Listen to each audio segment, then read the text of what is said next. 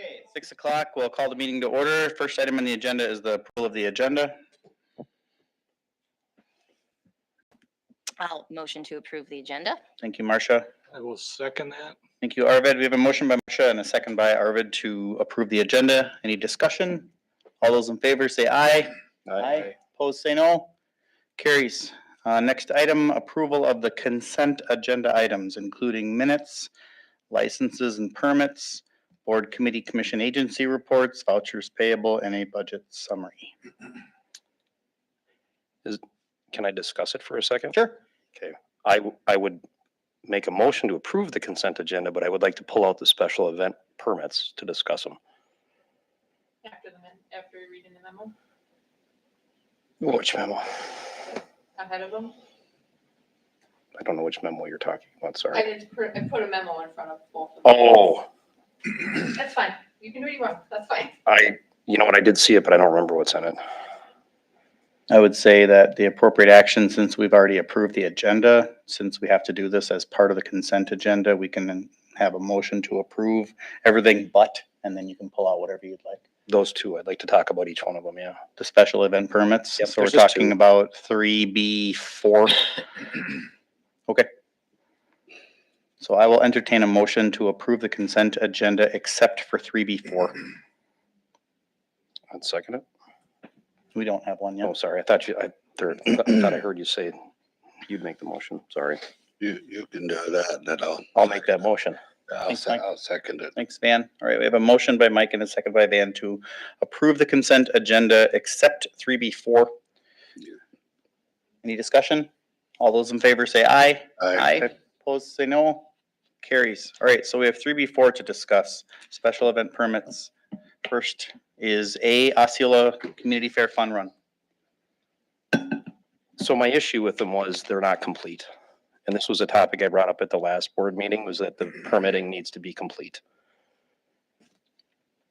This one I think is actually probably the more complete than the other, but it was, if I remember right, there's missing some phone numbers. And probably the insurance again. No, they have the insurance. Oh, is it there? Yeah. We have them both. We don't put them in the packet. Okay, No, so I don't it's put it in the included? packet. No.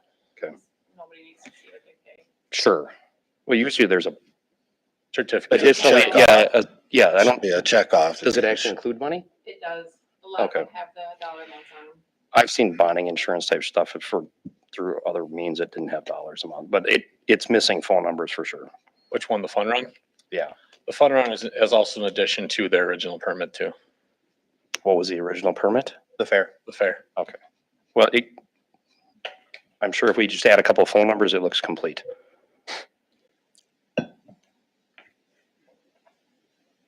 There's contact people in there that don't have information. The contact, like I said, it's Home Bride. It was an amendment to, it was an addition to their full Is- permit from the fair. Is his number in the other one? I don't know off the top of my head.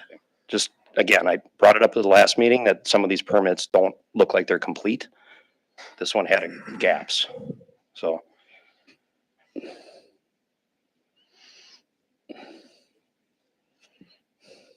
Did you have another issue with Valley Group? Yes.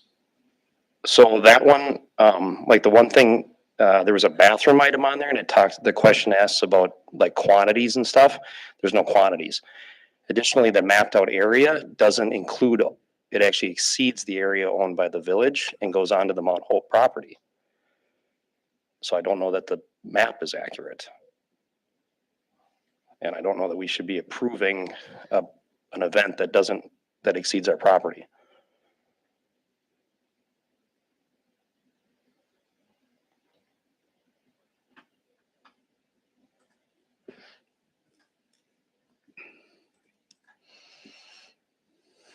I have to find the maps.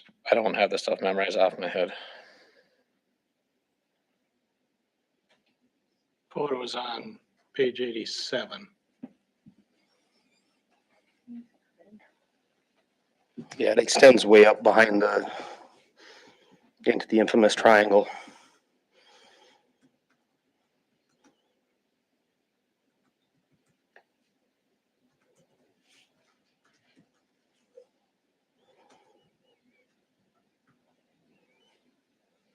I'll approve it pending making sure that all of them will be on their property. That can be a condition added to at this point. There's also time. I mean, this event doesn't happen until October, so. We could be owning that land by October too. Sure. They're minor things and they're probably perfectly fine, but considering I brought it up at the last meeting, I thought it prudent to point it out now.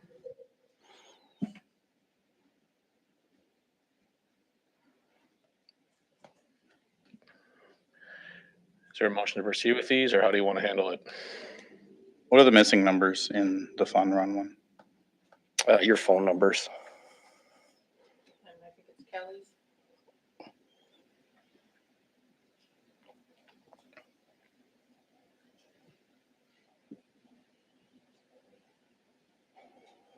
I just don't want to see the names that are on there. What'd you say it was? Page 86? The fun run was like Where the 50. Numbers are missing is page 75. Got it. Okay. So you have mine. Can we add these in the middle of this meeting to complete this? Sure. So you have mine. It's on the village website.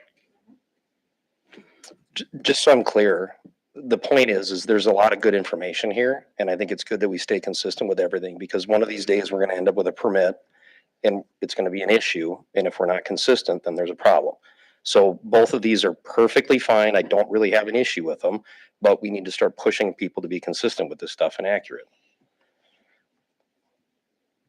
Kelly's phone number, 715-220-5797. And you already have mine. Put those on there and then they'll be done. And then I'd be fine with approving that one and sending the other one back for consideration in September's meeting. Because at that point, we'll know the map better based on tonight. And there's still, you said one other piece of missing information, right, concerning bathroom materials? Yeah. Yeah, there was one item on there where it was like the question pertains to sanitation. And I know years ago there was issues with Wheels and Wings, and as it's grown, right, needed to add things. From what I understand, Brewfest has really grown in the last few years. It's probably good to get some of this documented so we remember what the previous year was like. Yeah, I've seen the map on the application. It's a reuse of previous year's maps, so. Yep. I will make a motion to approve the Fun Run event as now has been amended, and to table the Brewfest application till the next meeting. I'll second that. Okay, thanks Arvid and thanks Mike. We have a motion by Arvid and a second by Mike to approve the Fun Run. 3B4A Fun Run and table 3B4B Brewfest until September's meeting. Any discussion? All those in favor say aye. Aye. Aye. Opposed say no. Carries. All right, thank you for the consent agenda and thank you for everybody reviewing that information. Item 4 in the agenda is public input and ideas, limit 5 minutes per speaker. So if anybody would like to speak, now is the time.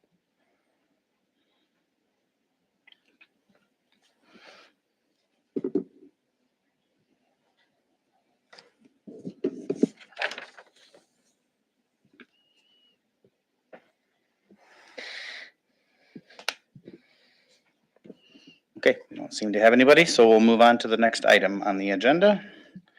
Staff reports. First up, utilities. No. Oh, it's utilities. Oh, okay, I don't know, sorry. You could have somebody else go first, that's fine. Go ahead, turn this on. Push Yeah, the green button. Make sure. All right, we it's got green. it. We got it. I do run a sewer plant. All right. I don't, good evening, everybody. Hey, Rick? The water pump is actually down currently. I don't know if you noticed, but it's been raining like every day. Even for August, this is some pretty mild weather. So we've taken the opportunity to continue flushing the high zone. Usually we're pumping so much water by this point, we have to kind of suspend over the last couple of years those flushing operations and then pick them back up in the fall. So we're like, hey, this is great. So usually we're pumping around 9 to 10 million gallons in July, and now we're at like 7.7. So quite a bit less than in years prior. The wall 4 generator, their starter motor failed, but we actually keep one on hand for both generators. They are different, but it seems to be the part that fails most often when testing those generators. So we just keep one on hand, and then we'll send one down to get it rebuilt. And so we'll just always have one sitting on the shelf for each unit, just for redundancy. And every time you gotta use it, you want it to start, or at least have the part to fix it if it doesn't. The facility plan that Devin and we attended the kickoff meeting for is a really exciting document. It's you can think of it almost like a comprehensive plan for your sewer utility, where things are going, what regulations we're seeing, what population we're seeing, what the loading is going to be in the future, and we can start to plan for that now instead of being reactionary.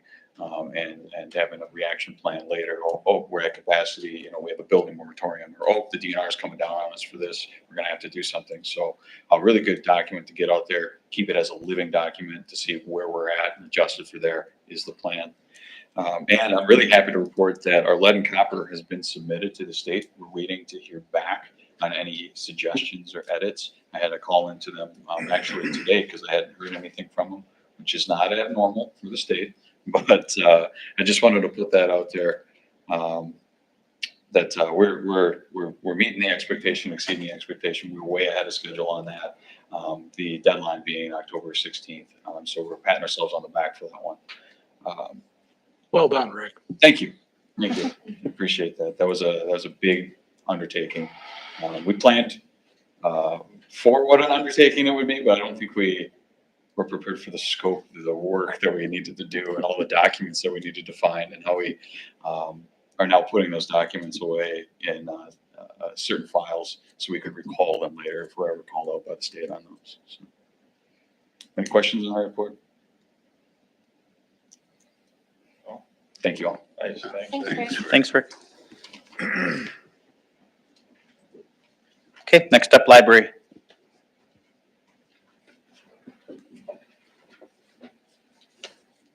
Hello. And Diane. So I attended the Moore Directors Council meeting via Zoom on July 19th, where the 2025 Moore budget was approved. Osceola will see a 6.1% increase in our portion of the Moore budget compared to 2024. So each library's percentage of the Moore budget is figured using the 3-year average of items plus the number of circulations that we have. And Osceola is responsible for approximately 1.66% of the total Moore budget. In July, we circulated 4,837 items. We had 81 computer uses. We had 1,437 ebook checkouts and 24 new patrons. We added 135 new items to our shelves during the month of July. So in July, the summer learning program Thursday afternoon events continued after we had a break for July 4th. So we had Adventures in Nature, Adventures at the St. Croix River with Wild Rivers Conservancy, and we finished up the summer learning program with Adventures in Food. And then we also hosted a young adult program for kids aged 12 to 18, which was Young Adult Adventures in Food, where they could make spring rolls and boba tea. There were 10 tweens and teens that attended the program, and we talked with them about the possibility of having monthly YA programs, what we could do at those programs, and when we should host those programs. Regular programs of Storytime, Get Lit, and the WMPL book discussion all met during July. And our book bike traveled to both Evergreen and Millside Apartments, as well as made a trip to the farmers market.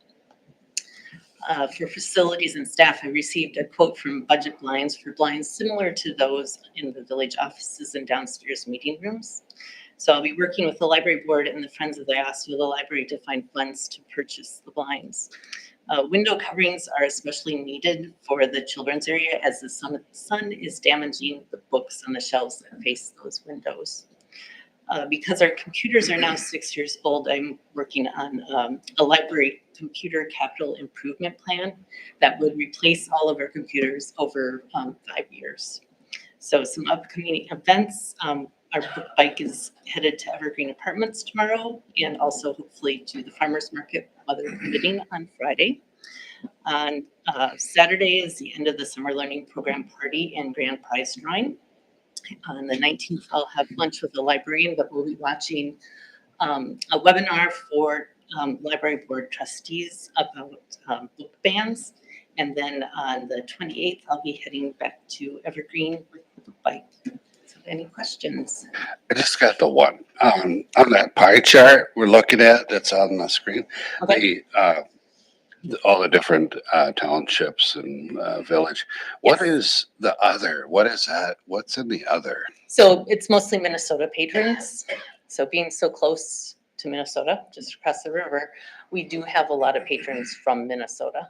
Okay, cause it says like in the yellow, it said Minnesota. Yeah, and it's anyone from outside of Wisconsin, basically. So is that the electronic part of it, or is that just the? No, anyone who in-person holds a physical? library card. Oh, okay. Mhm. All Yeah. right, thanks. Anyone else? All right, thank you. Thanks, Ann. Okay, next up, fire. Hi, everyone. Pretty simple report tonight. We had 10 runs total. 8 were in the village of Osceola, 2 in the town of Farmington. Run breakdown was 1 motor vehicle accident, 5 medical lift assists, and 4 alarms. Training, we did water shuttle, and we pumped with the aerial ladder, cleaned out Ricky's hydrant pipes really good the other night. So, the other one was our upcoming meeting will be for water rescue and then getting ready for Wheels and Wings with foam and all the other training that we have to do for it. We also have to do this year again, a simulated plane crash. The air boss that comes in sets that up, and then airplane goes up, comes down, and wherever it lands on the runway, whichever part or whatever, we have to be there within about 45 seconds to a minute. So that'll be coming up the day before we have to, or before we have Wheels and Wings. So, any questions? Okay, thank you. Thanks, Paul. All right, next up, police. Hello. Hey, Jay. We had a busy July. We generated 368 calls for service and filed 50 incident and traffic crash reports.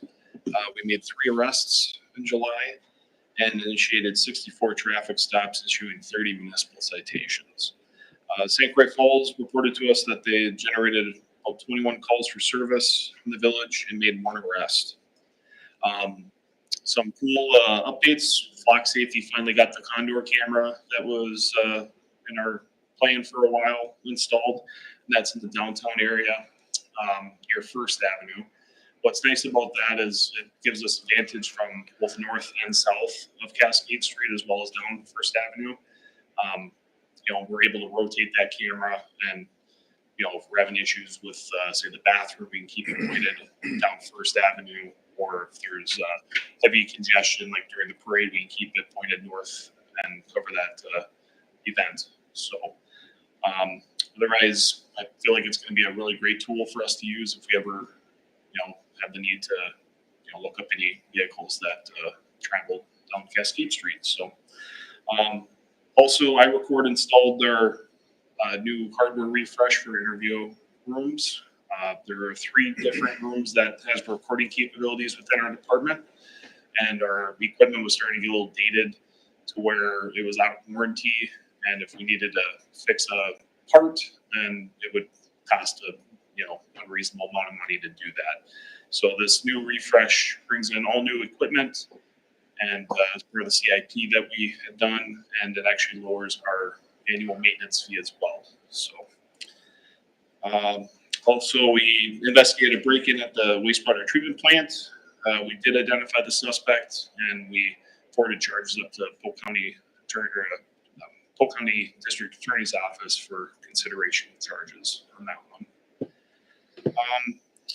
We also responded to a traffic crash involving a pedal cycle with injury. With summer being in full swing, I just want to remind everyone to be vigilant when they're driving and using the roadways, just because we're seeing a lot more traffic than we normally would during the year. So, lastly, we had a mutual aid call up in rural Dresser where 4 occupants of a residence were found unresponsive outside the residence. Officer Tanner Reppin was dispatched to that under mutual aid and had deployed some of the Narcan that he carries with him and was able to get one of the subjects to revive. And I'm told that it was instrumental in saving some of those lives up there. So just want to send some kudos out to him. Otherwise, that's all I got for July. Any questions? The Condor is the one on the Cascade Falls sign, right? Correct. Yep. Thanks. Thank you, AJ. Okay, next up, Public Works.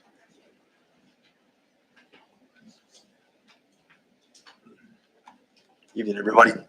Todd? Todd?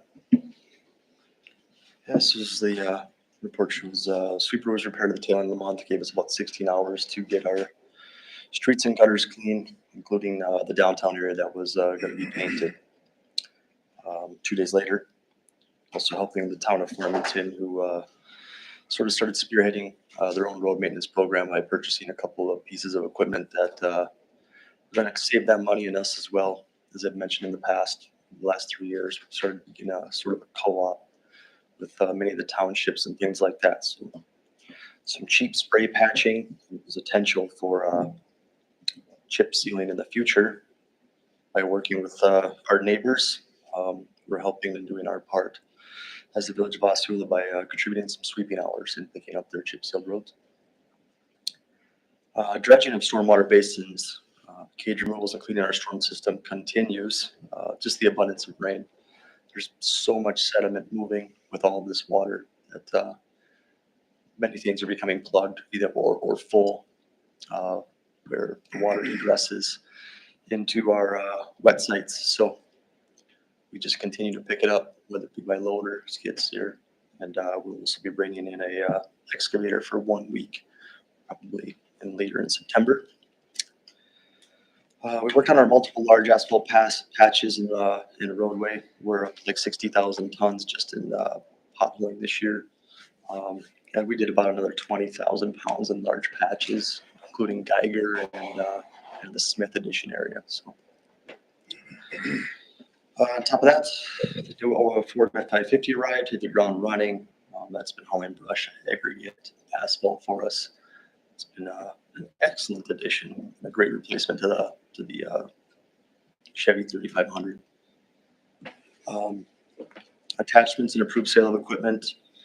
They've been prepped and ready for auction, so we've got everything lined up indoors. I'll be contacting the auction site. Pictures are taken. They'll be forwarded to them. We'll align a time for the general public to review those items during working hours. They will go up for sale. Parks continue to see renovation. Oakey Park in July, seen a lot of attention. 2 dangerous large oak trees came down. I know we just look at these trees and we see a big beautiful tree, but it's literally about 2 or 3 days worth of work and cutting, even with the equipment that we have. So it's a tremendous undertaking. We're thankful for the seasonals being here, which we have for about another 4 working days. So really sad to see them go because they take a tremendous amount of lawn cutting and restroom cleaning and park cleaning and some things off our hands, so we can be more project and focused on bigger maintenance priorities. Cascade Falls stairs were cleaned of debris. I think as Devin noted in some of his updates, we followed up by building fabricated steel and steel posts and wood structure, which we bolted to the concrete. At this time, it's been very successful. We've had multiple inch rains. Obviously, we're not looking to stop large quantities of debris, but however, we're trying to protect people. We've been 6 feet high, sloped in an appropriate place so that any potential for falling rocks are going to be stopped. On top of that, we receive little sediment that is coming through the bottom. Quick cleanup after a couple inch rain with a flat shovel. We're back open for business. Heritage Park also seen an excellent makeover and some new equipment installed. I think within 48 hours, we're already getting phone calls. Sometimes we don't realize in some of those residential areas that are sort of tucked away, how much those things are used. But as soon as we got done with the park, got a couple of great emails, messages, phone calls. So Did the hoops get nets?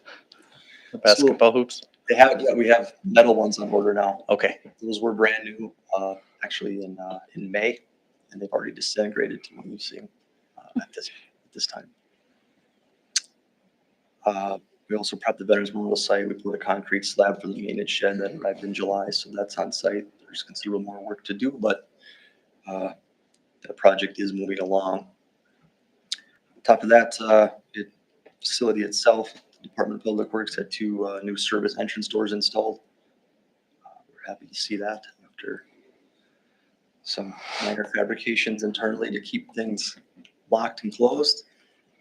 And then continued maintenance of the HVAC system, as you can see, working with the company. They've been here twice in the last 7 days, been on the roof up at least once or twice a day.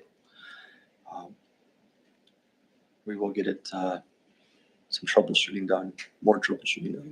We'll get it figured out eventually.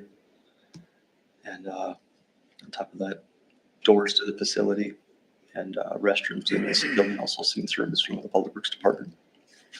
Anybody have any questions? That street sweepers, that's been up a topic for a couple of times now. Is that on, if I remember right, there's a replacement schedule. Is that up for replacement soon? It is, I think, 26. 26. 26 is the replacement for the in the CIP. We got to band-aid it for a couple more years. Yes, at least until the 25-26 cycle. Sure. Excuse me, the 26 and 27 cycle. What's one of those worth? Oh, and brand new? 330. Yeah, I would say they're probably not cheap. No, and used is going to run you about 175 to 275, depending on the shape it's in. I think we have roughly 160 set aside. Next year, I'll be starting the grant process. If not a grant process available, I'll be reaching out to St. Croix Scenic Riverway and beyond to try to accumulate additional funds so we can potentially put a new machine in the village of Osceola. Sure. We're also looking at starting a possibility of a stormwater utility to help with some of these larger purchases and the maintenance of our stormwater too that has been neglected over the course of 30 years. My weak point is municipal finance. So I just remember from talking to someone else years ago that there's some great financing options out there. And I recently purchased a mower, and it's ridiculous. Factory financing is dirt cheap now, probably cheaper than bond costs. I'm all for buying something new if we can get it economical and it lasts. So. And then part of the point is the rotation we're getting into is making sure that we have something new that we can replace every few years, and we're not spending nearly as much money in the past. The secondary market for used municipal equipment's pretty good, so It is. nothing wrong with us buying new and then selling it after a few years too. Absolutely. I think what Devin mentioned, the current plan as recommended. Hopefully we can get these machines turned around outside of warranty down the road in a new. Yeah. one. Yep. Any Good luck. questions? Keep the Band-Aids coming. We'll try. Thank you. Thanks, Todd. Thanks, Todd. Yeah, the building report. Today I'm going to focus on the year-to-date compared to last year's year-to-date. As you can see, we've had a lot of building year-to-date compared to last year at this time.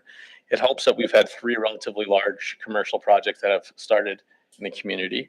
Also, the good news is our single-family homes are up over last year too.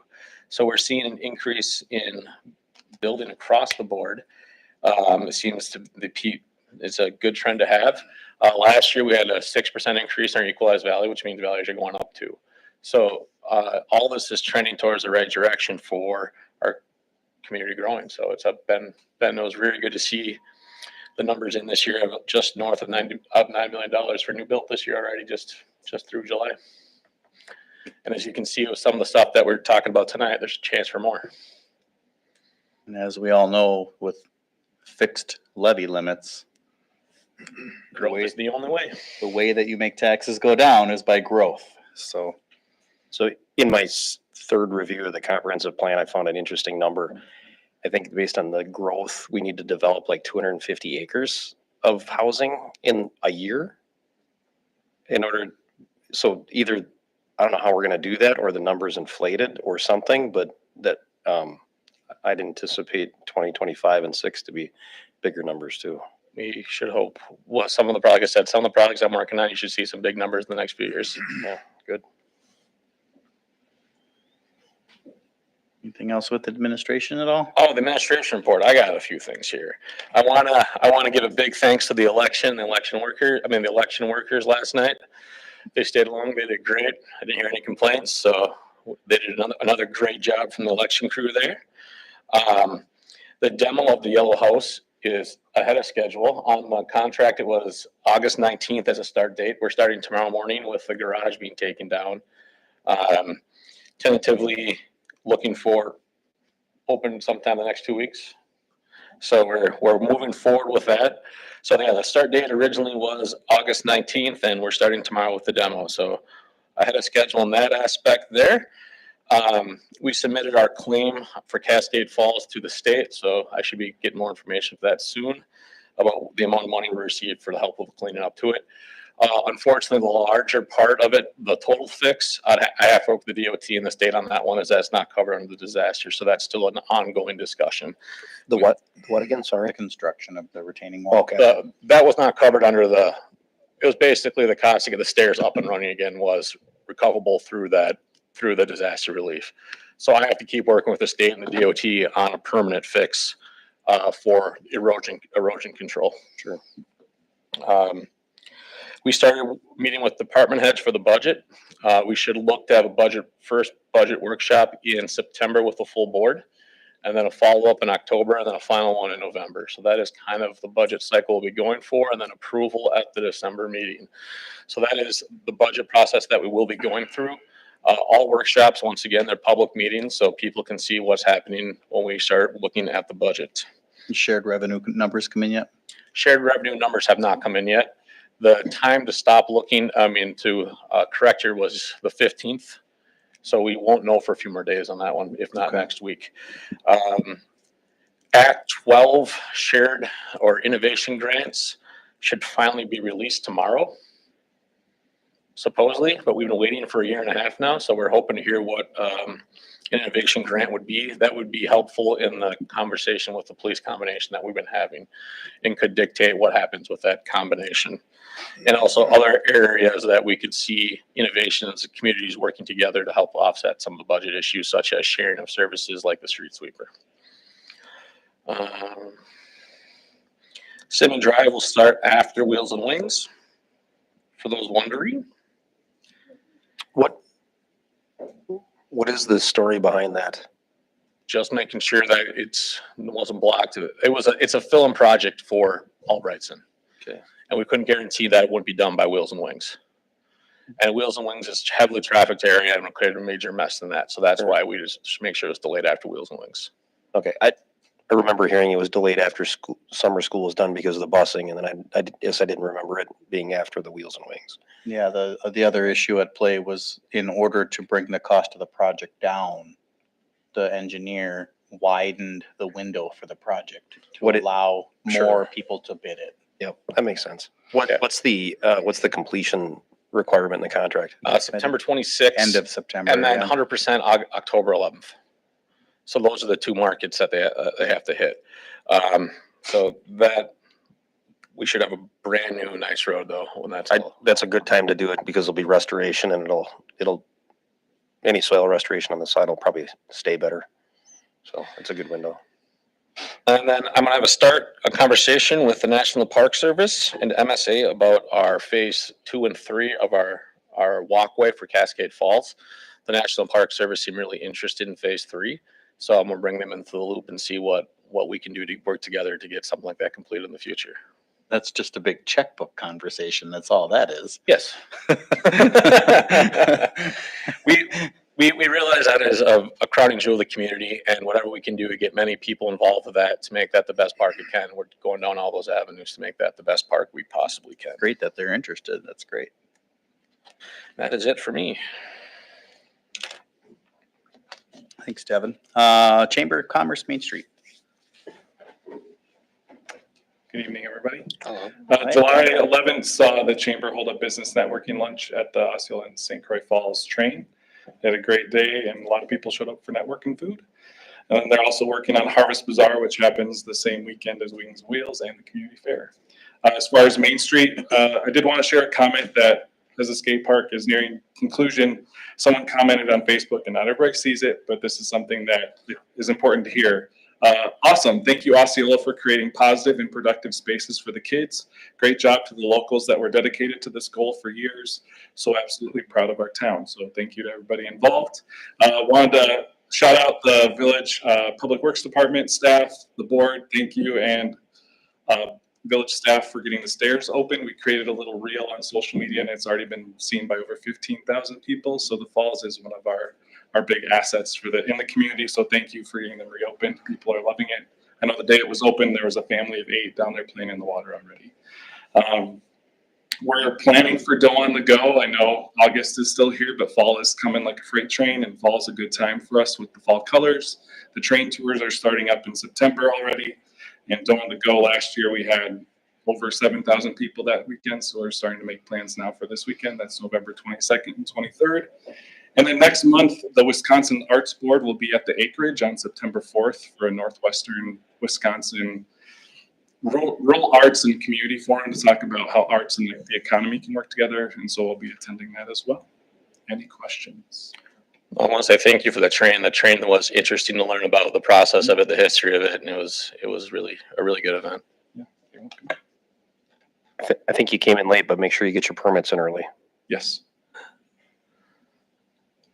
For Dough on the Go.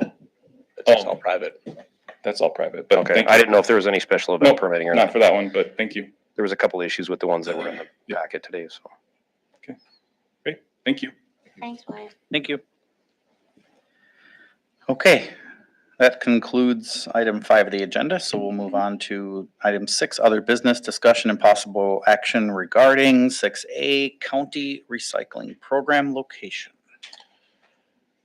Yeah, as last month it was brought up that there's some issue with the current location of the recycling receptacles up by the fire hall.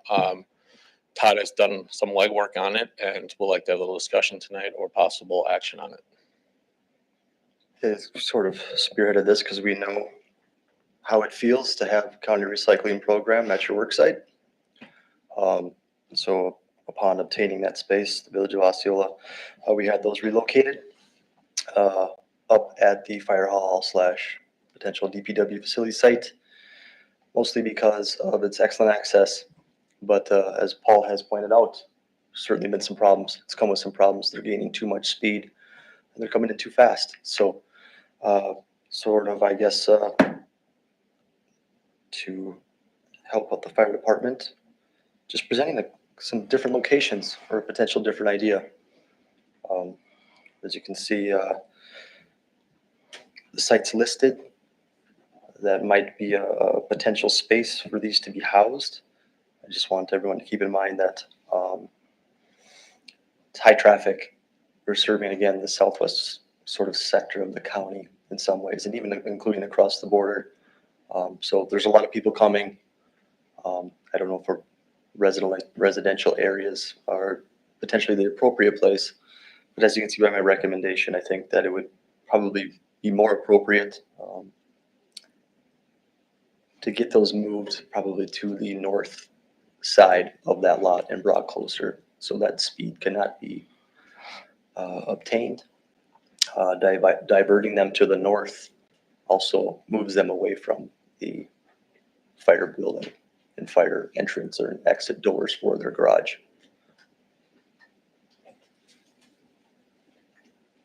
Todd, I think the white square just to the right on the map Yes. is a fire hydrant. Is that going to be an issue? I don't believe so. It is protected by bollards.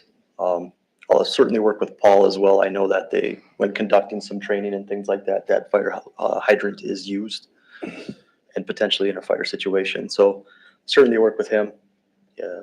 As far as protection goes though, it has 4-sided bollards. Paul, you good with this spot?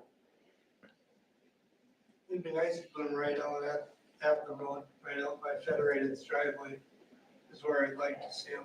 We've almost gotten T-Bone coming out on calls coming out of the building by two different people, and just recently.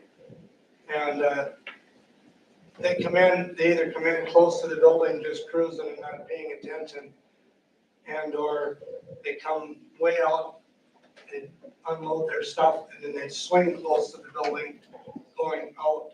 And I'm just scared if they hit one of our trucks, it's gonna be, it's not like you take it to the body shop and have it fixed. It's probably gonna be a 6-month fix before they get parts and stuff. So I'd rather not have an accident going to one. So, you're looking at, I like to put them right out by Federated's driveway. Where the mouse is right here? Yeah, where the houses are, just stick them right out by the road so they can't, as they come in, they can't gain any speed, and they can visibly see us coming in and out. so you're talking about taking that triangle where it's the proposed location and moving it east a little Right bit out- more? Right out by the road. Wherever this mouse is, Van, if you look at the TV, All right. right there. I threw this to you, Paul, for kind of a reason. I think it's great that it's up here on top of the hill. I think there's a lot of room up there, and I think the two of you can work it out. I don't know that we need to be involved with it, and if you move it 5 more times before you find a spot that works for everybody, I don't know that anybody cares. I don't care, let me phrase that. And it's a good location, there's plenty of space, yeah. Do you need a village approval? No, you guys just make Paul and Tim come to an agreement and. Yeah, if you change it 3 more times, what do they empty it once a week, month? 3 times a week we're up to now. We just Yeah, boosted it just again. work with the county and keep moving it till you're happy. That's a lot of traffic. It is a lot of traffic. The other thing too is, within the past 5 years, I know that once we acquired that space and then sold to the Federated Co-op, we did allow a maintenance agreement for them to access and utilize that road, Yes. I bet they don't use it a lot, though. depending on the time of year. Sure. You may run into issues in plowing in the winter too, and you decide where you move it doesn't work, Sure. and you want to try something different. Absolutely. I mean, that's the thing we brought up was the safety issue, and that's why all this come about. So the farther away from that fire hall, the better. And when they're out training in that parking lot is when they're having the issues. Yeah, I'd say close it off if you're training. Just Well, okay, here's the problem. You put a fire truck, you put some pylons, they go around it. shut the driveway off out to the highway. Well, The last 2 times, the last 2 incidents, we've been literally leaving on a run. As we Yeah. roll out the door there. so, That's not unique. You drive to any major municipality in the cities and the fire halls are right on major thoroughfares with parkways and Yeah. stuff. So, I mean, it's just something you have to deal with when in your line of work. Not that I don't have empathy for you, but well, we can, keep moving it. we can mitigate more risk by having them do their thing and taking care of it between themselves and moving them dumpsters and recycling bins. So You guys are the experts.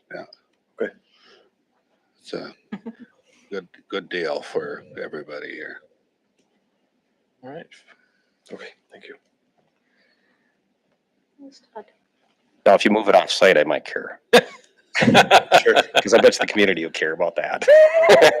It took, I think 2 years for them to A good find it, spot. refind it. Yeah, it's a good spot. Okay, moving on, 6B, 2024 road maintenance CIP asphalt replacement. Yeah, so a few weeks ago, we put out bid specs for our pavement replacement schedule for 2024. And because we did it in the summer, we were hoping we might get some good rates, but we got all the bids back and they were above expectation. So our recommendation is to move the 2024 CIP dollars to 2025 and bid it again this winter when we can get more favorable rates when people are putting their calendars together rather than a fill-in job, which we'll pay more for. So that is, in a nutshell, what we're trying to accomplish here. Anything you need to add, Todd? Yeah, they just came in extremely high. We're hoping to get at least 2 of these roads done instead of just one, given the $110,000 in funding we have in the CIP available for this pulverize project. We're gonna continue to use next year's funds for road maintenance rather than that pulverize project. But yeah, it's getting to the point now where, as you mentioned, on Simmons Drive, we got a better rate because it was a filler job for that current contractor. We're going to have to be setting up November, December, the year prior for the following season at this point, given how limited the contractor's availability is. We move CIP R006 to 2025. I'll second it. Okay, we have a motion by myself, second by Van to move CIP R006 to 2025. Any discussion? All those in favor say aye. Quick question. It's, you went pretty fast. It's the simple topic, Mike. You're right, it probably is, but I still have a question. It's, we're looking at page 130 of 267, correct? And it's the stuff in red. Is that accurate? Am I looking at the right?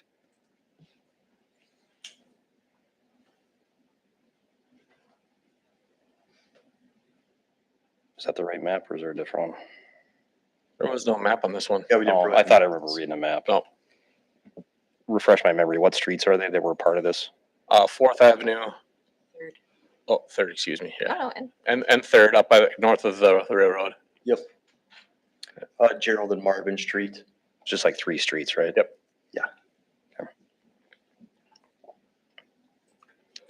Fourth Ave, Hill Street. It was a minor scope. There's probably some value in moving it forward and adding it to some more roads. So, okay, go ahead, Brad. Thanks for letting me ask my question. No problem. Any other discussion? All those in favor say aye. Aye. Aye. Opposed, say no. Carries. Thank you. Thanks, Todd. 6C, discussion and adoption of capital improvement plan per resolution 24-11. Hello, everyone. Hi, Drew. Hope everyone's doing well. Happy to be here. I got some paperwork I wanted to hand out just so this cost calculator can go home with anyone that wants to see it later.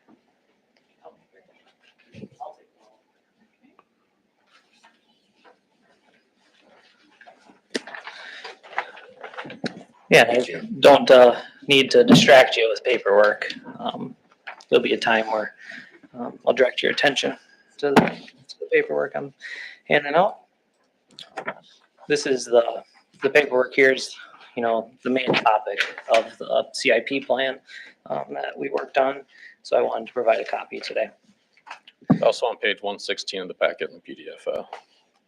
60. 116, is it 176, excuse me. So yeah, today I'm here to talk about this 5-year CIP plan ranging from years 24 to 29. And I was just going to talk for a little bit. There was some conversation that was had in May. That was a while ago. And there was questions asked, and I wanted to follow up, say the least. And also, there can be discussion when I'm finished at the end, if anything sparks your interest. So in the beginning of this plan, in the introduction, we talk about the importance of the CIP plan and how it works and the goal, which I think the goal is to eliminate reactive spending. So feel free to read that. I'm not going to go into it. I want to talk about the current state of this plan. So we're on revision number 1 of this final plan. And what has happened is we've created some updates from the utility, some numbers and some removal of projects. We have moved a squad car to year 24. This was an update that happened before you made your motion to adopt years 24 and 25. And we changed some project narratives in the emergency services to just clarify some things per Joey and Paul's request. So wanted to provide insight, what has changed. So move some numbers around. I want to just acknowledge that I could have been more timely in coming back from the May meeting. It's already August, and the summer has really flown by, and there's lots of jobs to do. So I appreciate you entertaining me tonight. So current state of the plan, yes. One of the issues that still exists in this plan is that when there's a project that is greater than the yearly budget, which just generally speaking, the yearly borrow budget was $700,000. When there's a project that exceeds that, there's going to have to be some other financial source, whether that's a funding source, that would be great. Grant, that'd be great, or some other kind of interim financing or financing, and that's just simple numbers. But that's a problem. For example, like you all saw the cost for Cascade Falls Phase 1, the stairs. That project, we were estimating at 1.4 or something $million, and half of it was grant. Well, that $700,000 would take up the whole borrow. So it's just difficult. Another example would be Third Avenue, River Street and Third Avenue. We're anticipating $1 million in roadway costs there. Well, that's not going to fit very well in the project budget. We can provide other creative funding sources, and this plan has. And I'll maybe highlight that River Street and Third Avenue later. Another example would be the future public works facility. That's one of the goals or one of the future projects. We're estimating that project $1.2 million today. That's not going to fit in the plan. So we need to basically have perspective on these projects too. And we can't have these big projects in this plan because then we can't do anything that year, right? Just going to suck the whole plan. So we need to take some of these projects with perspective.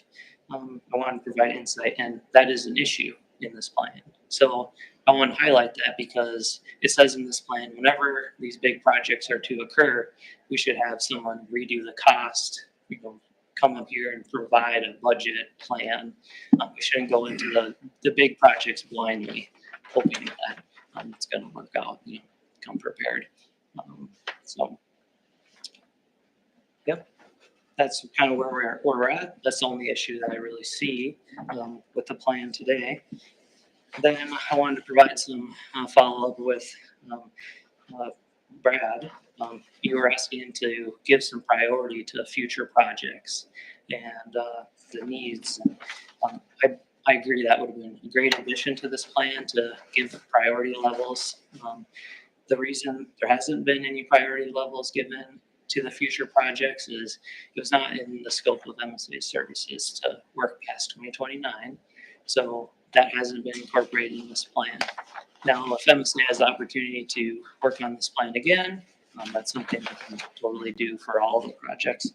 I know past board members, they were interested in how one project was decided over the other. And my answer to them was, well, we did the best we could with me having a conversation with the department head, making sure there was a reason for public investment.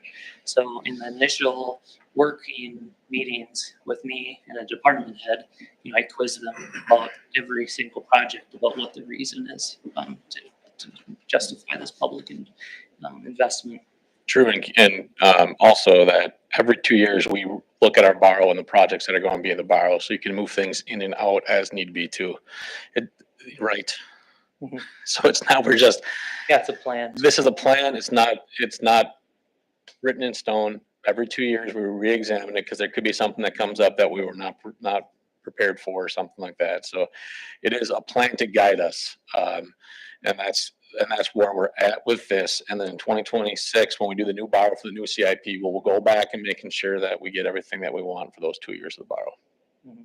So my question is just, so through what you're telling me, I'm kind of understanding that this long term is no longer gonna work.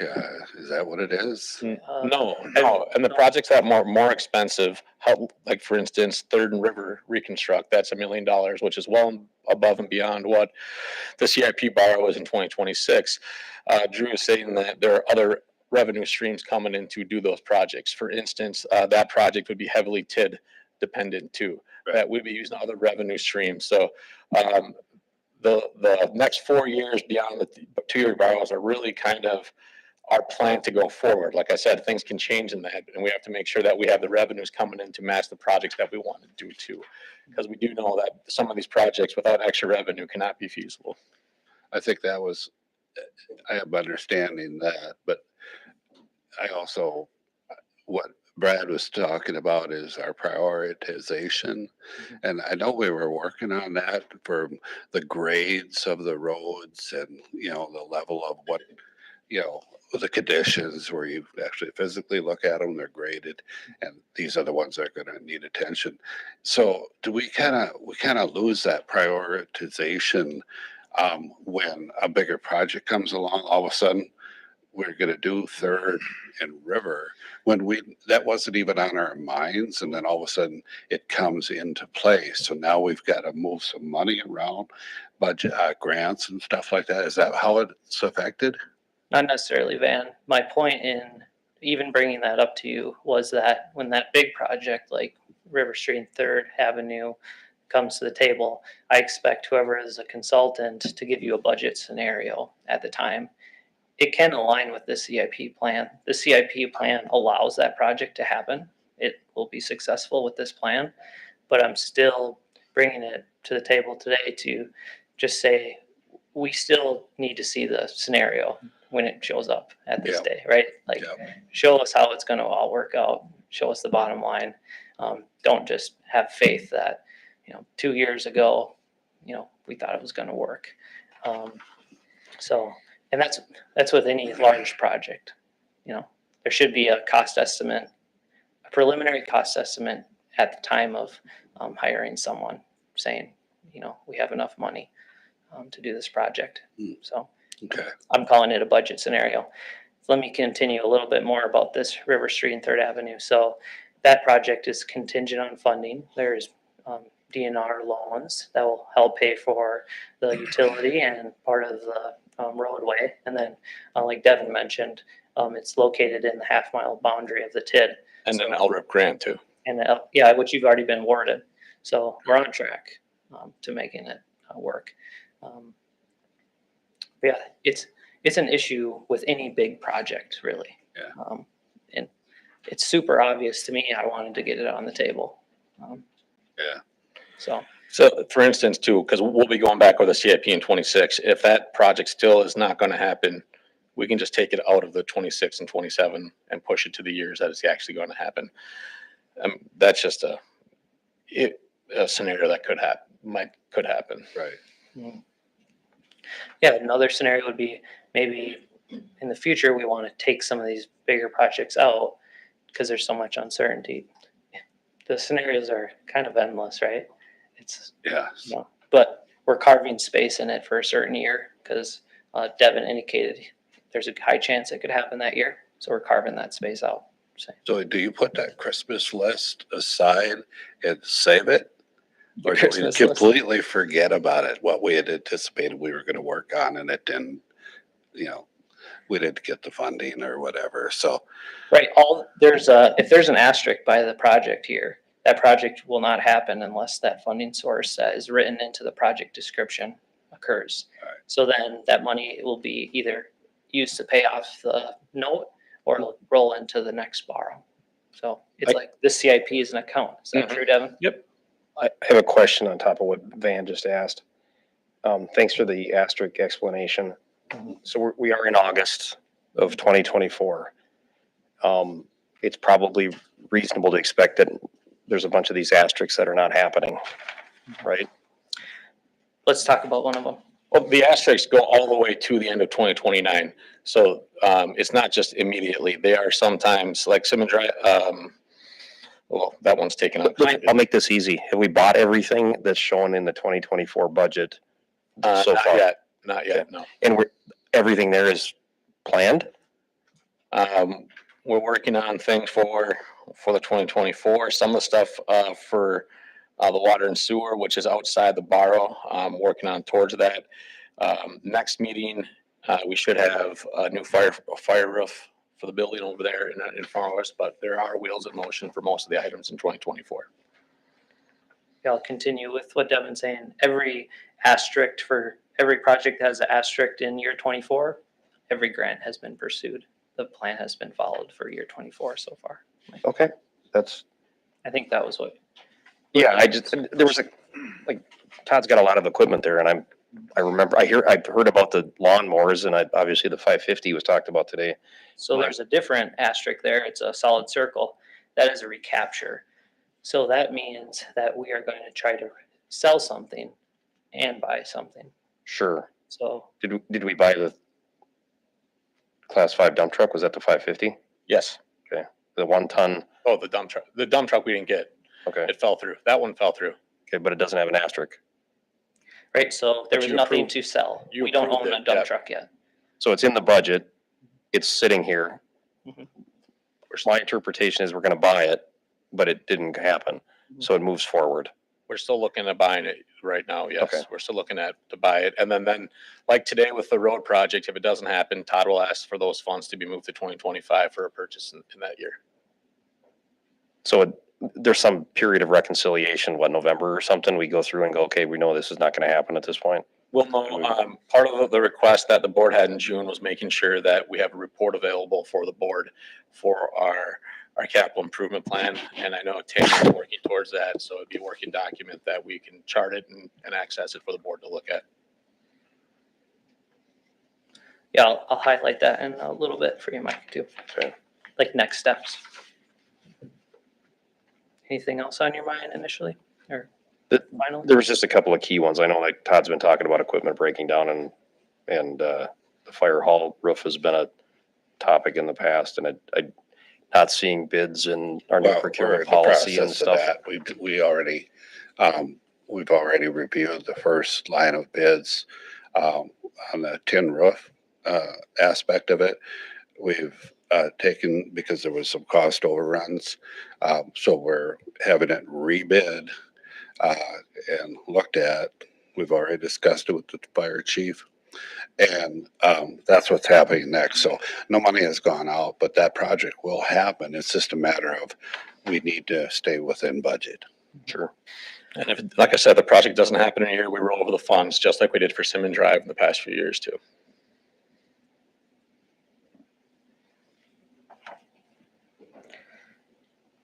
All right, so that was my follow-up to Brad. I know you directly asked me about that, Brad, so. So then I want to talk about this cost calculator that I'm calling it, and that's the handout.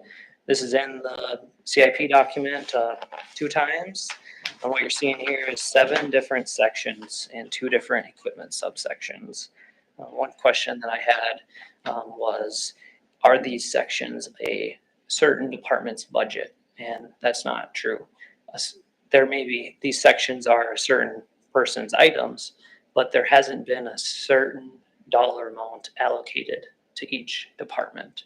So the village, all these departments, are all these sections on here, they're all village-owned sections. Everyone's working together to share the budget. There isn't any lines drawn in the sand with who gets how much of whatever. So when we look at these sections, this was just a way to basically break it out so that way there's some organization to this plan. So everyone in the village is working, all the department heads are working together to have their CIP under the village's budget. So everyone's working together. Another question I had is, why is the utility section in this budget? Because I just mentioned this is all village dollars. Well, the first reason is let me start with this. The best example is how we did the previous borrow is we rolled in the utilities borrow into this 24-25 CIP borrow, and that money is going to be paid for by revenue. So that's one way, just so it's transparent, so that way we can see it when it comes to the table. We're not surprised that the utilities asking for this or asking to help borrow this. Another reason is these DNR loans, these clean and safe loans. The DNR gives out points if the utility is on here and the utility coordinates with the roads. So the way I look at it is that if if the utility is asking for this clean and safe loan to help pay for the sewer water pipe, they will pay portion of the road 10 feet on either side of the pipe if the project is transparent in this plan. So it's a communication tool to the DNR. That's why it needs to be this way. Other funding sources will give you points, like LRIP will give you points just for having this thing. So simply a communication tool to, or another reason is a communication tool to. So then I'll highlight the total budget. In our workshop meeting on the last page here, we have this colorful chart. You know, in 24, we were starting out just under $700,000. And so this is the number the board decided at the workshop meeting. We all agreed to it, and how we moved forward from the year 24 is we inflated it by 5%. We decided that because on average, over the last 10 years, inflation's been 5% plus or minus. I'm happy today to say that I believe in July it's 3%. So praise God, because I'm really sick and tired of seeing the price of pavement go up. You know, every job I work on has pavement, and it's nuts. It's not cool. So hopefully it mellows down a little bit. Then we talked about proposed funding sources a little bit. In the same section, we talked about, or we've talked about a little bit already, this TID number 3 borrow. So this purple line here, if you look at year 2026, you know, there's almost $900,000 in year 2026. Well, that's for River Street and 3rd Street Pan. So that's our additional funding source. TIDs are a great funding source in Wisconsin. Really helps a lot of communities have a project every year, every other year. So they're really important. Then I just want to highlight one other thing. Let me see what page it is. Stick with me for a second.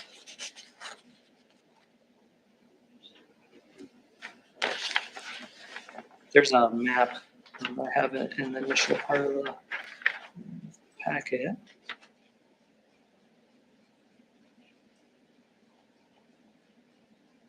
Thought I wrote down the page number.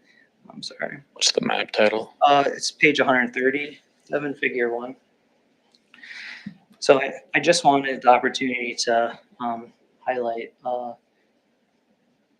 something that I've believed to give relief to this plan. I've already mentioned this at other meetings, but creating other TIDs will provide relief for this plan.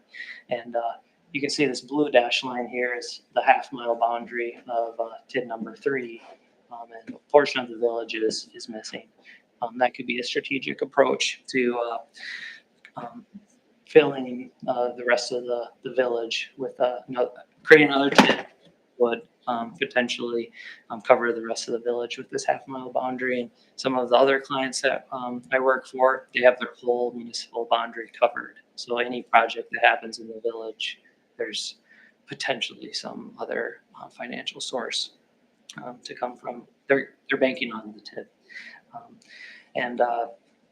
You know, I was looking at the Department of Revenue's website today, and you know, I see that as of Monday they updated numbers. Devin, did you see that? Did you see any updates from them on Monday? No, update I got from was last week regarding the growth. Oh, the growth. Yeah. I haven't seen the TID numbers yet. Yeah, and when I hear us talking about growth in Osceola, it makes sense. I was looking at the numbers, and yeah, the total equalized value in the village has gone up. You know, it's increased almost 2%. And so the TID number 3, its equalized value was around 3%. So now today, at least as of Monday, the Department of Revenue says you're at 1% equalized value of all your TIDs, which you only have 1. And they say the max is 12%. So in my opinion, there's really no TIDs, just 1%. So there's a large room for growth or opportunity that I see, which is really exciting. You know, there could be 2 further TIDs or the scenarios go on and on. I just wanted to highlight that. I believe I brought it up already in another meeting. So some additional details on that statement that you just made. There's laws regarding how much we can tie up That's right. in a tax increment district, and it's related to our total equalized value. That's correct. So again, similar to the conversation before about how you can reduce your taxes by growing, you can also provide opportunity to entice growth in your village with TID development by growing your village as well. So like it's a compounded effect. The equalized value growing in your village will not only allow that fixed levy amount to be spread among more taxpayers, but it also reduces the amount as a percentage that your TIDs are taking up, which means you have more room to set up more tax increment districts, which allows you to entice developers to continue coming in with incentives. So Yeah, capture that increment. so yeah, it's again, it's all about growth. Yeah. With that, I can open it up for discussion. I could comment on anything if anyone has something on their mind. I could comment on roads or pavement if anyone wants to hear more about that. To be clear, we're looking to approve this plan as it stands tonight. The document that was in the packet, the resolution through that. And remember, this is like a guidebook. It's not set in stone. We can still change it.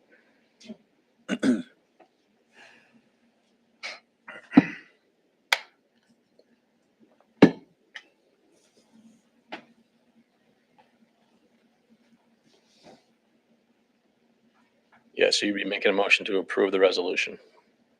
Yeah, the agenda references resolution 24-11. The paperwork in the packet shows a blank line, but that's what it would be. It would be 24-11. Yep, I have that one here, but it looks exactly the same. That's in my packet. Okay.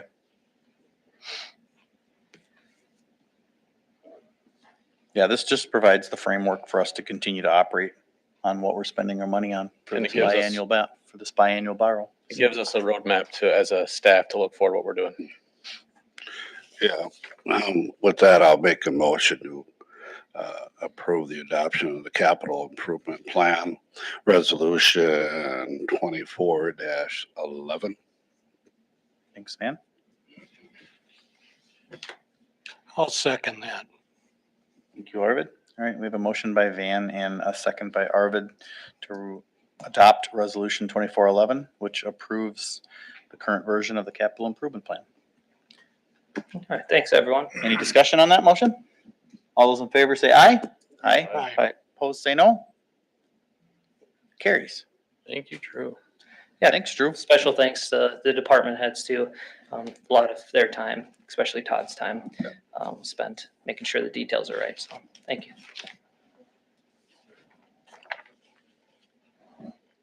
All right. Thank you for everybody's discussion on that one. All right, so we'll move right next to the next item on the agenda, which does talk about growth, which is 6D, creation of TID 4. Yeah, funny, Drew mentioned the creation of a new TID district. I mentioned earlier tonight that I have many irons in the fire involving development. A lot of the development is going to happen south of town, and there are a lot of infrastructure needs that need to happen for some of these developments to happen. And the only way to allow that would be creating a TID district to allow us to increase either utilities or streets or incentivize the developers to develop. With that, I'll be looking for a motion to continue going forward with the creation of TID number 4, which would be a set of meetings to create the boundaries by the Board of Equalization and then the Planning Commission. And then it'll come back here, and then it'll be finalized by the by that board of the taxing jurisdictions. There's also potentially some rule changes to TIDs that would take in effect after this year that would decrease our revenue capture at the end of the TID. So it'd be very important that we get this district created by the end of this year so we don't impact by some of those new rules. So the TID length, when you create one, is what, 20 years? This one's 15, we'll be looking at. 15. Got it. 15, 15. Got it. Page 236, by the way. Yeah, I gave you some background about why we create TIDs, what can be a TIDable expense within the district. Okay. And this would go from south of Quick Trip around 68th all the way up to about Cage. So it'd be around the airport, along 68th and up to Quick Trip. That would be the boundary that we'd be looking to create for this one. We're gonna try to squeeze in another one before the year's over too, or no? I'm not sure I can get that, but this one would cover all the growth that we're looking at increasing for the. It would. Oh, okay. And TID 3 is still kind of being held hostage by court stuff, right? Yes and no.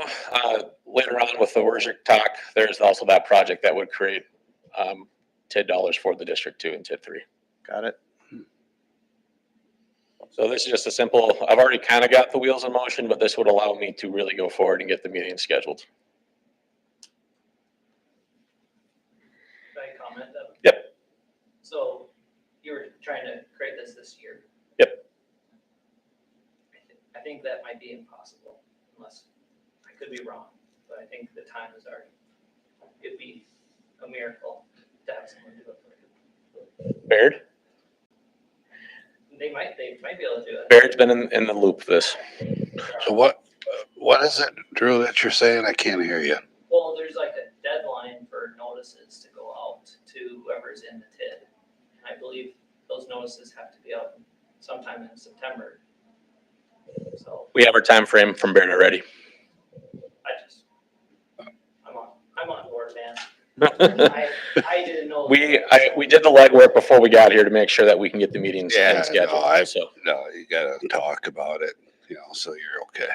What's the startup cost on forming a TID? I don't know that number off the top. I don't know what Baird's gonna charge for that, but it's all Grand, something but like it's that? all recatchable. We can reimburse ourselves through the TID for that, for the administration. Yeah, it comes back from the TID I expenses. think the last one's like 12 grand. Yeah. But that is recatchable through the TID. Yeah, we get to capture that through TID increment dollars, so. Some of the administration costs can be captured out of that too. That's a plan. Yeah, that was actually a good point. That was not brought up until just now. So that's something to The think work about. that Devin's doing Can to get this also- TID created, he gets to now charge some of his wages to the TID, Right, and which that's, means we that's and our plus for general us. fund get to save that money. And instead, tax dollars get to pay part of his salary, so. that's quite a bit. Yeah, we take out some administration in TID 3, we'd take more out in TID 4. Absolutely. Yep. What are the major infrastructure improvements you're looking at?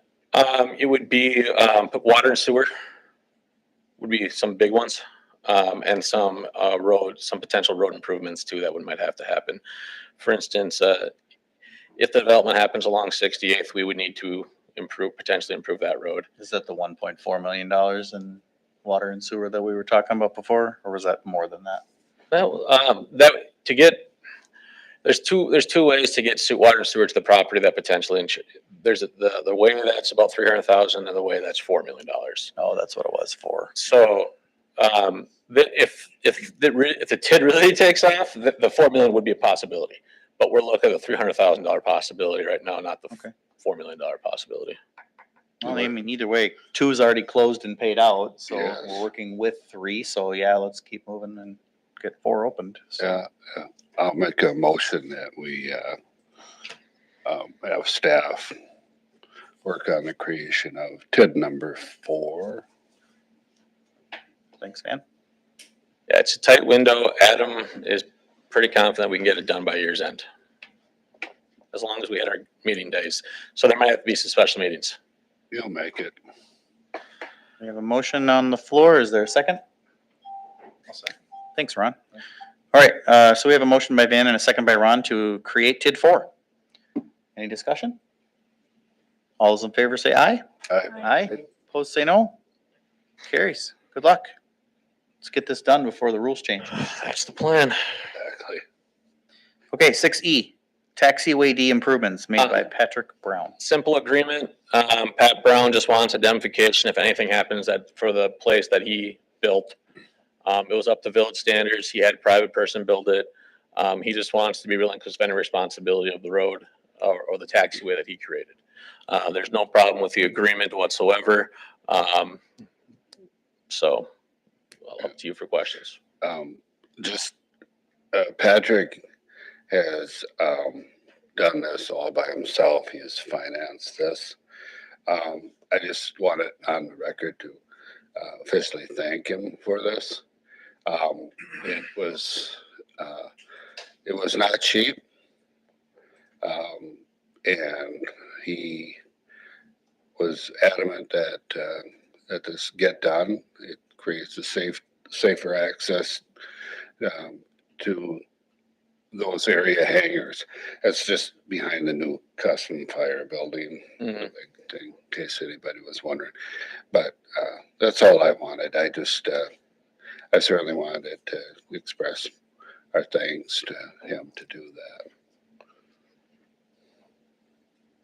I have a question. What, was this a taxiway out to the main taxi? It's in front of the hangars to allow another access to them. And it goes all the way to the road, so there's a point to turn around. Okay, and it's done? It's done. It's done. The airport made the motion to allow them to do work on their property.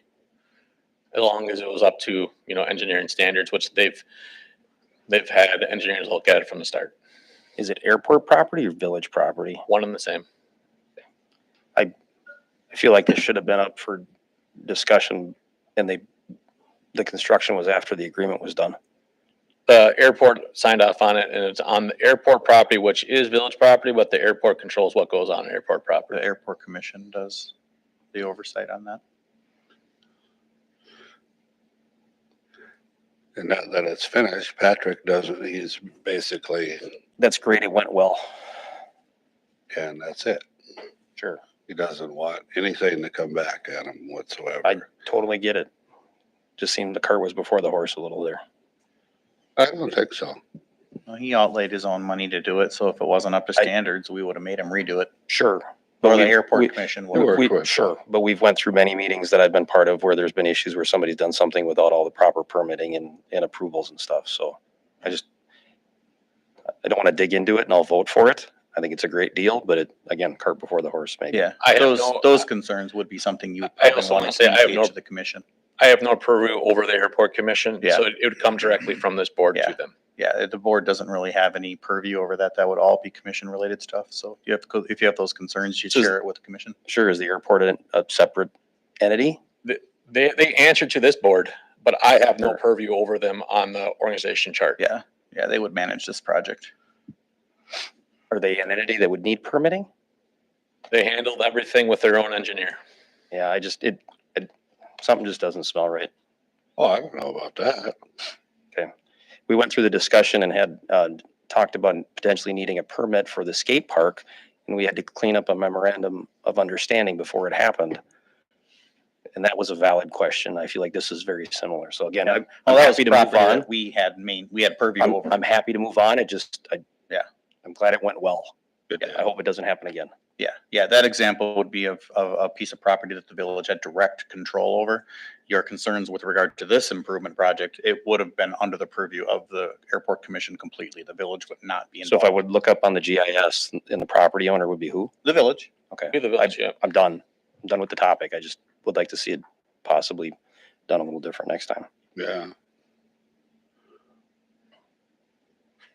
Well, I'll make a motion to approve the agreement, the taxiway D improvements made by Patrick Brown. Thanks, Dan. I'll second. Thanks. Arvid, appreciate it. All right, we have a motion to approve the assignment and assumption agreement between the village and Patrick Brown. Any discussion on that motion?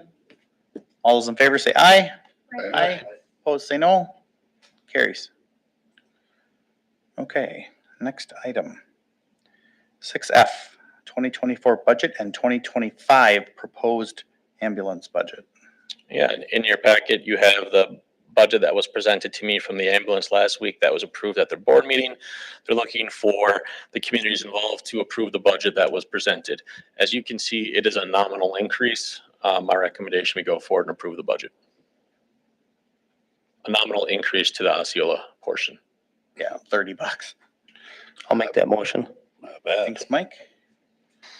I'll second. Thank you, Marcia. We have a motion by Mike and a second by Marcia to approve the proposed 24 budget and 25 proposed budget for the ambulance service. Any discussion? All those in favor say aye. Aye. Aye. Opposed, say no. Carries. 6G, ATV UTV ordinance review and discussion. Yeah. We dug through the statutes after we were asked, and we couldn't find any time frame on the statutes, on the state statute. So there'd be the state if we referenced it, it would be the done dust situation again. So we can change it in our own village. Tonight, the discussion is going to be how you want to proceed with our ordinance. Do you want us to change it, or do you want to keep it as is? Well, the original discussion, I think, occurred based on village resident input that there was some state statute being referenced that We couldn't find About anywhere. ATV, UTV use being allowed from midnight to 6 a.m. Yeah, To date, we haven't found it. I was not aware that change is where we're just Yeah. drafted the way it was. Instead, what was actually found was that there's actually county ordinance that references the same that we have in village. They're identical. So the premise behind the original request gets eroded in the fact that there is no midnight to 6 that is referenced anywhere. So that brings us back to the discussion of, do we even take any action on that, or is there separate action that would need to be established at a later date to talk about whether or not we want to parry away from what the county is doing? The whole intention of the spirit of the conversation was, let's align with what the state is doing. Well, the state doesn't have anything defined. We're currently aligned with what the county is doing. So if you're going to have a conversation about aligning yourself with what's out there in code, the code that's currently out there that we're aligned with is county code. Sure. Is it being enforced though? Like, Well, and having had these conversations a long time ago locally, the enforcement is hard, especially by county. Interrupt me, Ron, if I speak out of turn. I think a county officer is going to be able, it's hard to enforce local ordinance. I'm a big proponent of following state statute because it makes enforcement and probably fines and stuff like that a lot easier and consistent. Yeah. I was surprised and took me off guard, and I think that somehow we were going to follow some time frame that didn't exist that I wasn't aware of. So I'd love to see us align with the state. The state isn't silent to it. They address it through a different means, and they talk about just safety equipment and operation. So I see there's a recommendation by the staff, I guess, and Andrew, right, AJ? is it just no You- changes? Yeah. Yeah, so you, I think if I remember right, you were all on board with making a change to follow other ordinances, right? I have no opinion one way or the other. Okay. He doesn't have an opinion. Well, I have an opinion. I know you do it. That was actually a softball that I thought he was gonna take, but you're gonna take it instead. The big thing here, like Brad mentioned, is consistency. Whether our residents are riding in town or whether that's people just outside the village that are riding in on county roads, they can only ride on county roads or local roads. I think it's imperative that the laws and rules stay consistent for both. That was the big, like Brad said, the big factor for this change early on. And there are no, or I shouldn't say no, but it's rarely the DNR or the state will be out enforcing this. County officers can and will enforce it if they have the opportunity to see someone out there, I think. I just think it's important that the village and the county, since we're one and we're intertwined, that our rules are the same. So. Yeah, and that's where I came back to enforcement, because I'm sure that there are probably people riding UTVs more than a half hour after sunset. I hope people ride them to work at Polaris. It's not enforced, but lack of enforcement does not change the law. I think it's one of those discretionary things. So contrary to my personal beliefs, I'd love to see us follow the state and get rid of it, the sunrise to sunset, because it works great.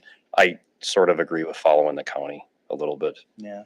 I mean, I'd like to see it come back up in another year. I would like to see the conversation be better developed, but it can't continue in the format that it was, which was originally brought to us based on an assumption that there was something in state statute. That's what prompted us to have the whole discussion. And since that's now been discovered to not be the case, the underlying assumption that prompted the whole conversation to occur is gone. So if you want to have a conversation about abolishing the current village law, bring it up, but it's not related to this conversation. Like, we're currently aligned with the county. So if you want to disalign with the county, start that grassroots movement and, bring it up as a board item in the future, but Our It's- last meeting, we voted to change. explore aligning with the state. Right, so if we are in agreement that we don't want to do that, what do we have to say tonight to undo that vote? Nothing. There Nothing. can be no action taken. It's currently. I think in our we village let it board. die for lack of Yeah, action. he explored it. There is no time frame for the state. So there's nothing to align Yep. to. Yeah, I'd love to see it back though, so we align with the state, but maybe it's If there's a prudent when the state county change, we can does. bring it back up. Yeah. Well, the state is changed. The state is For different the than us. county The or. county would be, Yeah. if the county changes, then it would be prudent that we follow suit maybe. Yeah. And we haven't changed. Or we could be proactive. You see us as leaders and Hey, we got a skate park. leaders in the field in And, ATV, UTV driving. we're going to, Hey, you guys steer the ship and just direct us. So. right, we're going to forge ahead and just blaze new trails on this, right? Yeah, the whole spirit of the discussion was to align with what was present. There was an assumption there wasn't anything present for county. There actually was. And there was an assumption that there was something with state, and there wasn't. So the whole underlying assumption is incorrect. for the discussion. Next topic. Stay where we're at. Right? Yeah. Where we're at, we don't have to change a thing until the county changes or the state, so. Or I get ambitious. So no Yeah. action- Yeah, action no, needed. no action unless somebody wants to make a motion. Nope. Okay, 6H, CE Werzer Ridge Road Development Concept. Last week, Justin Werzer of CE Werzer came into the planning commission meeting to present his concept for a ridge road development. Neither him or Russ could be here tonight due to prior commitments they both had, but I'm here to talk about this concept. Keep in mind, this is a concept. We have done some light internal reviews and have given notes back to them to kind of change it in the future. But before they sink more dollars into a concept or into a development plan, they want to know if we're willing to sell the land to them. This is part of TID 3. So tonight I would be asking for a recommendation to, in the future part of the meeting, to go to approve this concept and to sell the land to them, that we'll discuss in the closed session for the amount of. I would make that motion that we move into that. Well, it's going to be the next, we're going to talk about two things publicly and then Alright. go in the closed session. Just so we don't have to close twice. Sure.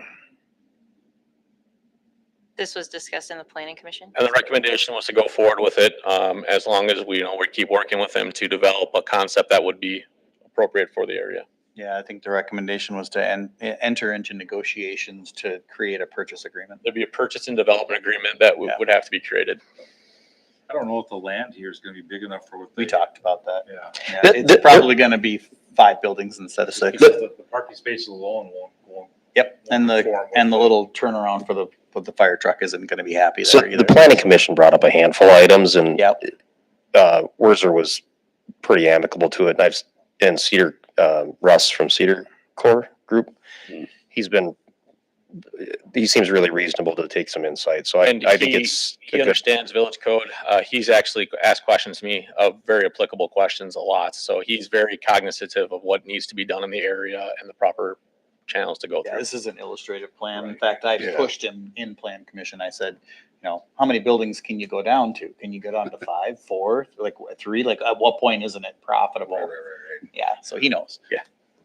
So as we discuss this, I just want to talk about what we talked about before. I think, we've established the village as a desirable place to live with location, proximity. And I know that money is always an issue as far as budgeting, but I think it's really imperative that the village look at maybe a part-time planner to some aspect, because we only have so much space. And I think it's imperative that we not only use the space we have to capture the most tax dollars available with the highest earning money, but it's also laid out in a way that matches with our area, right? We're a scenic, beautiful river town. You know, we want to make sure we don't put, you know, a tin man next to a duplex, next to a triplex, next to a, like, we want it to lay out nice. I mean, you can think about communities you go to that are laid out nice. Right. With boardwalks and parkways and driveways. You can think of communities that are just slap this here, fire sale, let's make some money now. I will say this area was rezoned to R3 in the mid 2010s, and this is applicable use in R3. This is also a great area for high density as it's close to Highway 35. So it does check those boxes of appropriate housing or situation for the area. And that's one thing we do. And the comp plan has also made this an area of mixed use, high residential type. Yeah, and I think it's great. I'm just saying, as we move forward, I think it's important to look at that, and maybe even as much work as we put into our comprehensive plan and what we're going to do in the future, what areas can we grow? What would we like to see there? You know, just kind of have a plan like that, I guess. is all I'm Sounds to me like you want to be on plan commission. Wow. Hey, Ron, chapter 9. Yeah. Chapter 9, yeah. It's cleaned up pretty good. And this, it's disappointing that, this piece of property is so close to the river and Ridge Road. However, it's kind of a garbage piece of property. Lock the door. It's riddled with hills and rock and a bad shape and a poor intersection. And it's close to Quick Trip. I think- Again, I'm not talking about this particular project. No, I get where you're going As with. we grow, Yeah. I know there's been talks about other things maybe going there, or this or that won't capture taxes, things like that. I just think, Yep. I think we should look at that. What was her name? SRNA. Is Angela actually our employee or she worked for a firm? I forget. Contracted. She's Stantec contracted. Stantec. So I'm guessing Stantec could, or MSR could probably, as we grow a little more and we end up with that 250 acres we need in order to substantiate the growth that's predicted in a year. Maybe they help.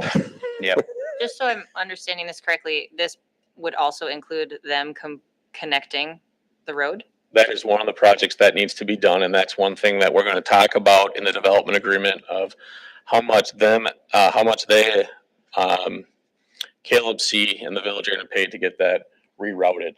That road has been planned to be rerouted since the village owned the property. And it's going to help clean up the access there from Ridge Road down to the bottom of the hill.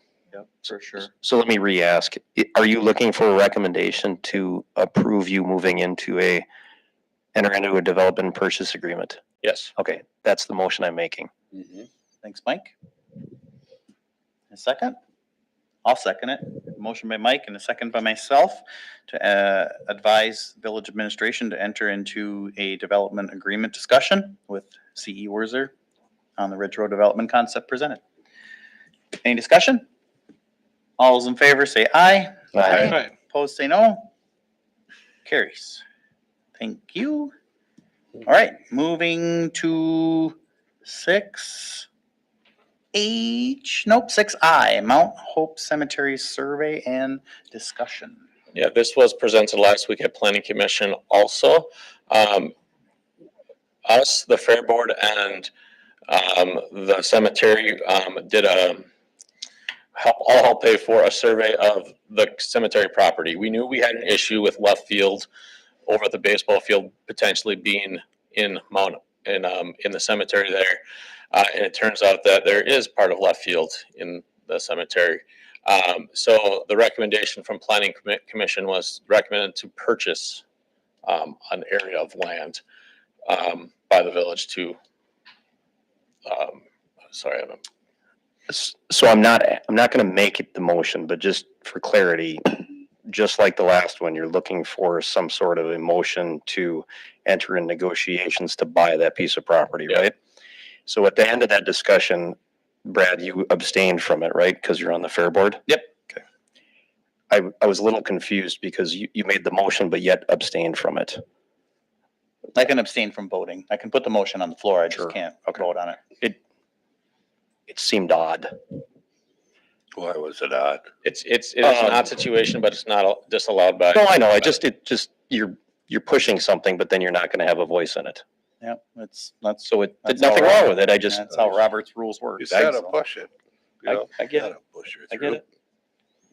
Just want to make sure we're having a constructive conversation. Got that right. Yeah, and the reason to go ahead and purchase it would be alleviate some of the issues by the fair and by the village. Yeah, it's a contentious little piece of property amongst a bunch of people that are supposed to be nonprofit and hug each other, but, Well, here's the deal, is this the only option we have to work with, or did they need more space for parking, or what else was? there was some discussion about the property up on top of the hill, but one of the things I brought up is, again, they're nonprofits. There's no reason we can't let them use something without them selling it. And they've got some really neat plans, or there was some discussion in that letter about making some use on top of the hill. And we're looking at the the sledding hill and the skate park, the ice skating. So there's probably something that can end up in a park plan that gives everybody parking and can get shared. It's not like it's leased parking or something. Right. So I don't think there's any reason to do anything with the property on top of the hill, but for many other reasons, maybe it does make sense to probably help the cemetery out by buying that piece. It gives a little more flexibility with the village and the fair. Probably gets rid of some liability. It helps with the future fence issues. It just like getting rid of alleys and trees that want to fall, we could clean up a little property boundary issue. Absolutely. So I think my concern is I want to see they have, and this has been going on for quite some time, as far as on top of the hill where the skating rink used to be a trailer park. Now it's used for the carnival workers to park their trailers, and there's water access up there. That's good for the skating rink. But how are we going to put this where we work out something where the cemetery can use some of that area for parking? That's only one option. That's only one proposed option. I think there's residents that park there now, and I don't know that there's an issue. Okay, so is it possible that in the future there could be some negotiation there? It can be an MOU or whatever, but like I said, this is the recommendation from the planning commission was to go forward with purchasing the land. A land swap was not on the table, as the village still wants to use the land top of the hill for various other events that they plan to do. So the land swap, as it was laid out in the letter from the cemetery, of other options, but the options that the planning commission recommended was the purchase of the land. Yeah. There's wasn't one of the asphalt repair thing that's deferred part of, is that the section of Ridge Road or Third? Does it go through there? So there's street work that's happening. Is there any curb and gutter that's going Pretty further? far out though, like it's like 29, I think, 28 or 29, that really part low. of Seventh. Yeah. So I know there's a runoff water issue there. Mhm. We started changing property, then we're dealing with, hey, we're going to dig up your yard now to put in sewer. So I'm not a proponent of doing anything with the top of the hill, and I don't know that the village is going to stop somebody who's having a funeral there from parking, or anybody else that parks there. It'd be great to just keep this focused on that triangle. Again, we're not kicking the cemetery out. I don't think anyway. Wow. I think there's a lot of hearsay, but hearsay is in fact. No, I'm just, we're just doing what's best for all parties. And yeah, if it's no land swap, but sometime maybe make sure we're open to Well, I hope we're open to it. Yeah. talking to, having some parking up there. All for it. Devin, is the board recommendation here to make a motion to enter into purchase agreement discussion, but that then would be the details of which would be enclosed? Yes, session? because we have the right to go to closed session for negotiation Yeah, so purposes. we have to be careful about how much we talk about details wise. My concern is the other parts that were talked about that, Yeah. I would make the motion that we enter into negotiations to purchase that piece of property. I'll second it. And now that would then, so that is sufficient for that. We have two motions Agenda prior. item. We have two motions prior now to enter into two purchase agreements. We can go to closed session for negotiation purposes of land acquisition. Okay. Mm-hmm. Do we have power for this? Otherwise, it's. Yeah, I gotta go down and get my cable. We're running out. So, all right, so we have a motion by Mike and the second by Van Yes. to enter into a purchase agreement negotiation with the cemetery. Any discussion? All those in favor say aye. Aye. Those opposed say no. Okay, and one abstention. I'm not voting on this one, so. So that carries 5-0. 0 with 1 abstention. Yeah. And then that would then prompt us to go straight to a motion to consider going into closed session pursuant to Wisconsin statute 19851E to deliberate or negotiate the purchasing of public properties, the investing of public funds, or to conduct other specific public business for competitive or bargaining reasons. This pertains to purchase and development of parcel 1650058200300, as well as purchase of acres from Mount Hope Cemetery Association. So to summarize, I just need a motion to move to closed session. I will make a motion to go into closed session. Thank you, Van. Second. Thank you, Marcia. We'll do a roll call vote on this. Mike? Aye. Van? Aye. Myself, aye. Ron? Aye. Arvid? Aye. Marcia? Aye. All right, the ayes have it. We will move to closed session.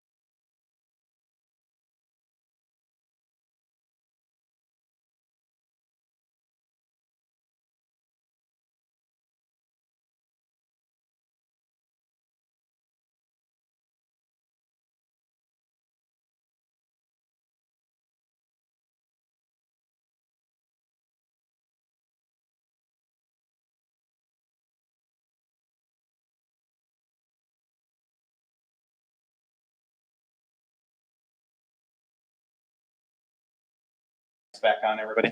Yeah. Okay, we're back in open session. I will entertain motions.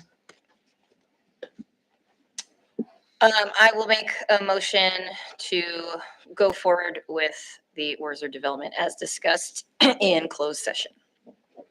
I'll second that. Thanks, Marcia. Thanks, Mike. We have a motion by Marcia and a second by Mike to enter into a purchase and development agreement discussion with CE Worzer. All those in favor? All right. Aye. Opposed, say no. Motion carries. Any other motions?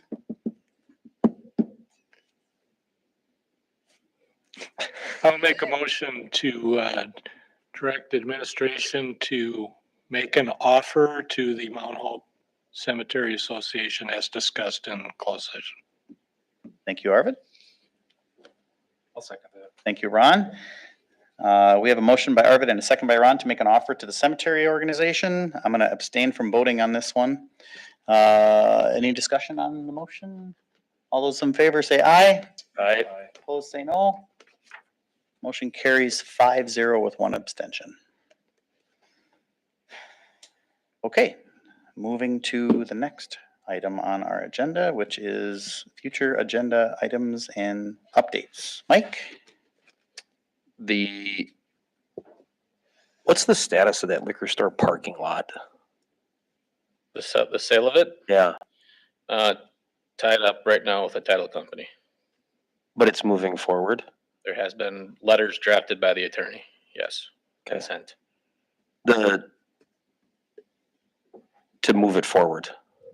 To Right. move it forward or to return the money and we cease the operation, yes. Yeah, I want to, personally, I want to see this ended in one form or fashion before snowfall. So whatever it takes to keep that moving forward. Cool. The Simmons Drive thing too, so, I'd like to see us do something about, or revisit the contract language to make sure that that's happening. Usually there's requirements for schedules and, there's a schedule of values for payment. There's language in contracts that forces people to get things done in a reasonable amount of time. Mhm. And I think we're running out of that. This one was especially different just because we wanted to keep the price down on that one. No, I get it, but unless we're coming up to winter and there's gotta be some language in there that suggests that it get done by a certain period of time and there's a certain amount of time it takes to get projects done. I feel like we're probably in that window of giving them notice. It has two deadlines on it, substantial completion and then 100% completion, 26th and October 11th. So when's substantial completion? September September 26th. 26th. Okay, and did they give you a construction schedule, how long it would take? They said roughly 2 weeks. Okay. So in theory, they have to start by the 1st of September-ish? After Wheels and Wings. Okay, The 4th, I think. so the 4th or Tuesday. 5th, Yeah. okay. And they're done in 2 So weeks. as long as we're and be great to see a notice, go out the day after if they're not staging equipment. And then just to revisit their procurement procedures. I don't know that, I had a question about when we purchased, did we follow it? Just a friendly reminder, we keep watching that because it's new, probably a learning curve. I think Angela is the one that made all that arrangements, The, with that company to come in. Simmons? Yeah. yeah, where I'm going with it is at some point I'm gonna guess Devin needs to mention to her that we should remind them of their contractual obligations. And it's coming up quick. Yep. So if it requires future topics, that's what I'd like to talk about. Thanks. Mhm. Dan? Nothing for me.